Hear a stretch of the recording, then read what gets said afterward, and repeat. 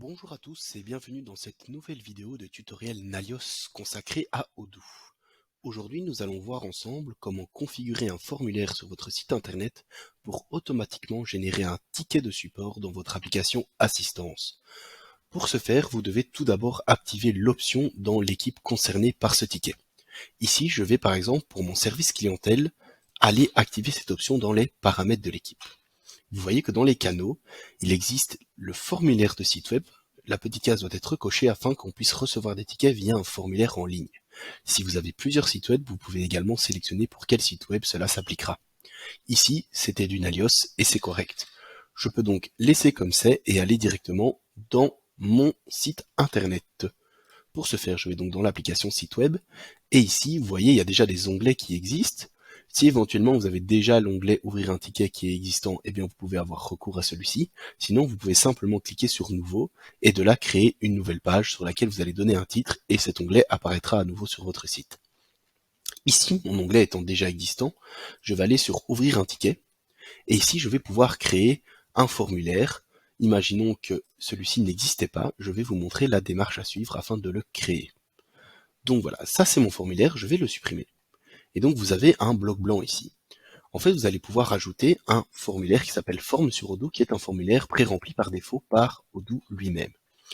Vous allez ensuite sélectionner l'ensemble du formulaire et demander à Odoo de non pas envoyer un email, mais bien de créer un ticket.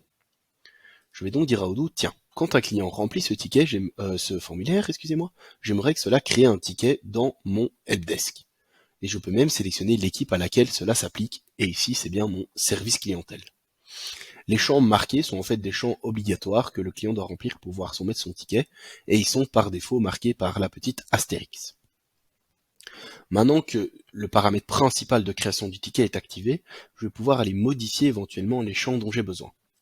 Par exemple, ici, c'est bien le nom du client qui apparaît, son email, le sujet pour lequel il nous contacte, une éventuelle petite description de pourquoi est-ce qu'il a besoin de nous, et la possibilité d'ajouter un fichier, peut-être une image d'un produit éventuellement défectueux ou d'un problème qu'il a sur son site ou sur un autre support quelconque.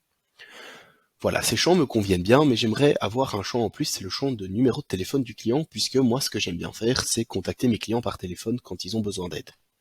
Donc pour ce faire, en fait, je vais simplement sélectionner un champ, et je vais en ajouter un nouveau sur le petit bouton vert ici que Odoo me propose. Odoo va ensuite automatiquement me glisser un champ avec un texte personnalisable que vous pouvez venir renommer ici. Moi donc je vais appeler ça le téléphone puisque c'est la donnée dont j'ai besoin et je veux également obliger mon client à me le donner puisque je ne les contacterai que par ce canal-là. Je vais d'ailleurs de ce pas aller dans mon email et enlever le fait que l'email est obligatoire puisque moi ce qui m'intéresse vraiment c'est le téléphone.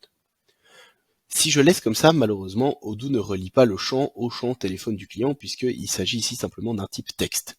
Je vais donc aller dans les champs existants, et dans mes champs existants, je vais demander à Odoo de relier cette entrée au téléphone de mon client, que je retrouve ici. Voilà, je suis vachement plus content avec ce formulaire-là, et je peux donc maintenant sauvegarder. Mon client, maintenant, va tomber sur ce formulaire lorsqu'il va vouloir ouvrir un ticket. Et imaginons que ce client s'appelle Martin, et Martin a également une adresse mail. Il me renseigne, même si ce n'est pas obligatoire dans ce cas-là, et Martin a également un numéro de téléphone avec lequel on peut le contacter. Il me contacte parce qu'il a en fait un produit qui est défectueux, et il va même m'annoter une petite description en me disant « J'ai reçu ma chaise, mais sans les pieds.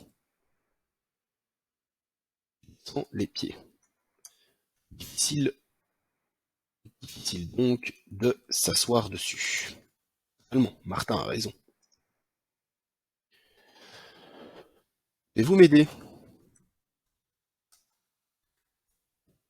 Voilà. Martin soumet son ticket.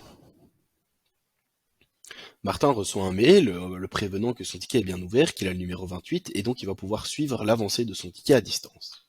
Maintenant, lorsque je retourne dans mon équipe d'assistance, dans mon service clientèle, j'ai des tickets qui sont créés et je vois que j'ai ici le ticket de Martin qui me dit qu'il a un produit défectueux.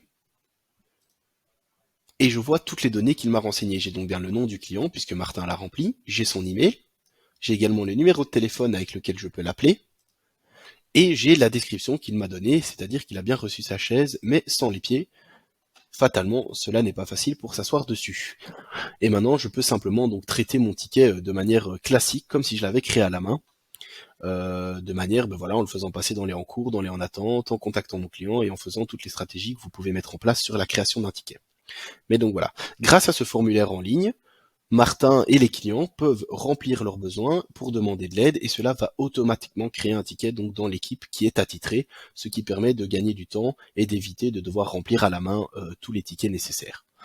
Voilà, c'est tout pour cette petite vidéo et nous verrons d'autres fonctionnalités de l'application Assistance ensemble lors des prochaines vidéos tutoriels, en vous souhaitant une bonne journée ou une bonne soirée en fonction de l'heure à laquelle vous nous regardez.